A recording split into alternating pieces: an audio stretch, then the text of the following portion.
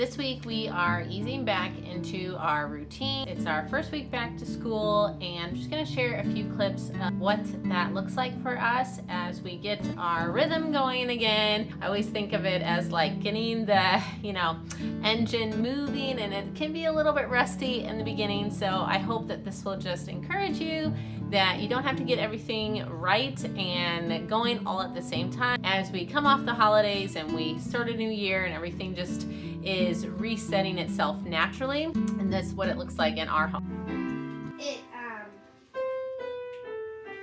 It's only, together, that's only enough for 2 pizzas. You say hi or no? Hi.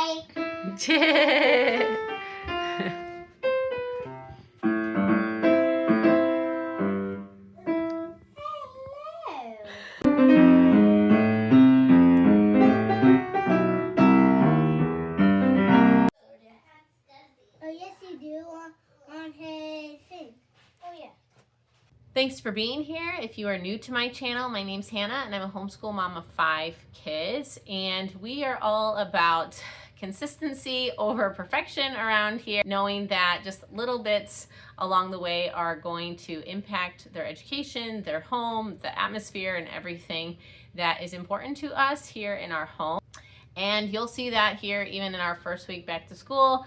We did our best. We implemented some new things. Things went well, and we made it to the finish line. And so here's a little peek into our school week. One thing that can be really helpful when you're easing back into your homeschool is doing short lessons, breaking up your readings, making sure there's time for some like afternoon breaks and play, because not only are we all going back to school, but for many of us, we're also going back to all of our routines. So whether that be music lessons or extracurricular activities, or evenings, our evening services at church, or anything like that, maybe you have a similar schedule, all of that gets started as well.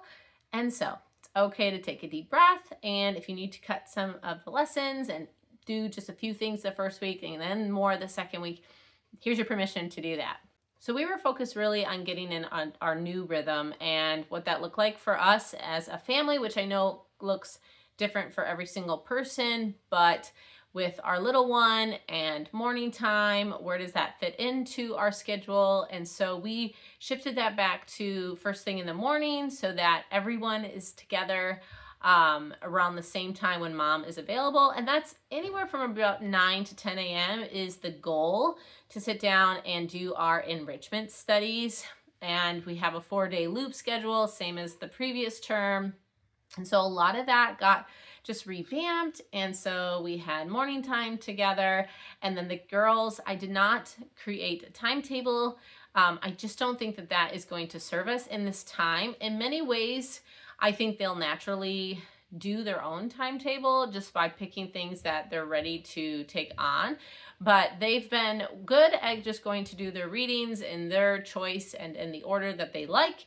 And so my preschooler and my first grader are getting me right after family time, and the baby, of course, gets me whenever she needs me.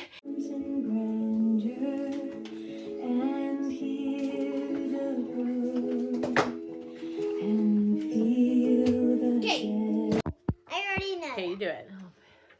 So if it has, tell me what you're doing. If it has 2 things, we go to, but there's 2 socks. See, it's hiding behind the other sock. Yeah, tricky. And if there's 1 thing, we'll go to the 1, right? Is there 2 of these? Nope, 1 dress. Good job. 1. And the last one? How many? 2. Good job, buddy. Sitting down with my newly 7-year-old, my year 1 student. He's going to read me a story from Days Go By. He's actually almost done with this book.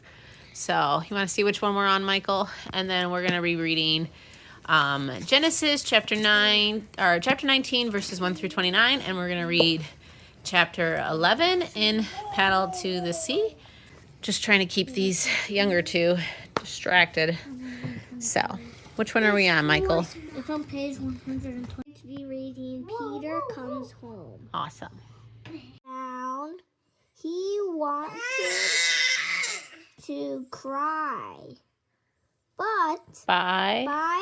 by he said, Rachel said, And then the girls, if they have something with me, which is typically only 1 or 2 readings per week or their language lesson, occasionally they will need help with math as well, but that's usually only the first lesson.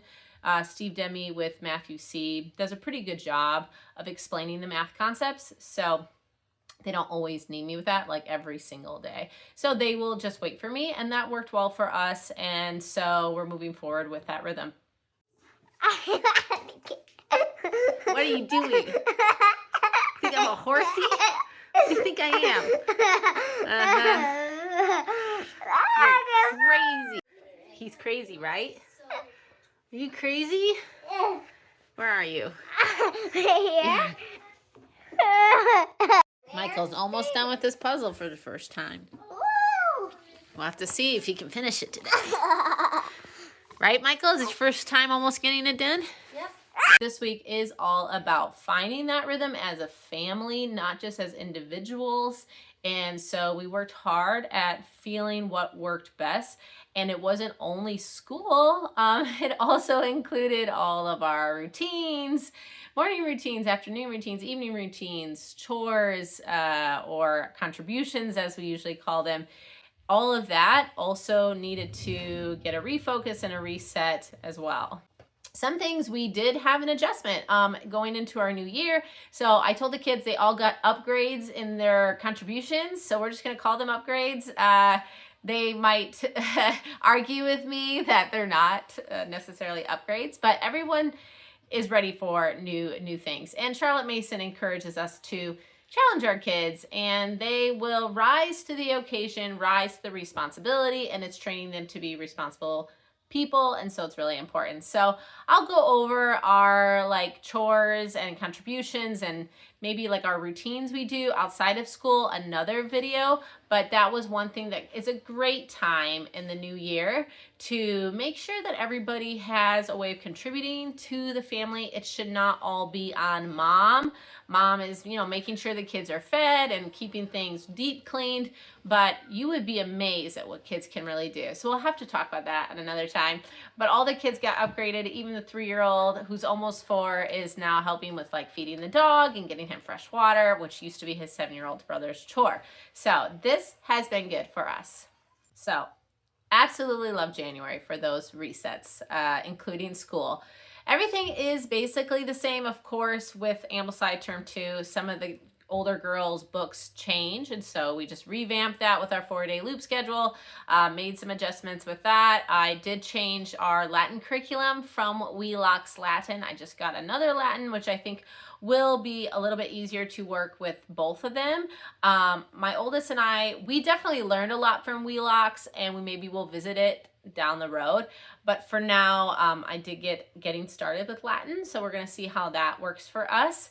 And I did add in Simply Charlotte Mason's geography, the map studies once a week, and then we're just going to use Hungry Planet as well to just kind of discuss a little bit more about like world geography together as a family. But not a major change, just a small little shift. So Adelaide has been using this planner from, I think, School Nest. It's worked really well for her. So she does like, go ahead and just tell them how you do it. Yeah, Mom writes all my books that I have to read, and then these are like daily things, Monday, Tuesday, Wednesday, Thursday, and all etc. to the end, and then I just cross them off as I do them. And these ones I like it because I have the little boxes to check off, so Mom can see if I did them all. Nice. Along with other revamping and reminders that we set into place on this first week back to school was also like taking breaks for the boys, my little boys. That could be like playing outside for half an hour to like clear their head and reset maybe before we have some sit down studies. My older girls, maybe some extracurricular things like baking or crocheting, just to take little breaks, making sure everybody has like some quiet time. It doesn't even have to be like scheduled quiet time. Just make sure that like there's space in your winter and spring that the kids can be working on handicrafts and outlets of reprieve. I think we need that as a mom, times of just where we're just sitting and we're doing something with our hands and we're working and we're relaxing, and so making sure there's time for that. Keeping the home tidy so that you feel relaxed and the kids feel relaxed, and part of that is, you know, the decluttering and keeping things minimal in the home. Those are all important things as we're resetting for our new year. I am trying to prioritize consistency, and not just in our school, you know, not worrying if it's all or nothing, but also in my own life when it comes to like my health goals, when it comes to reading and handicrafts and just all things that are, you know, related to mother culture.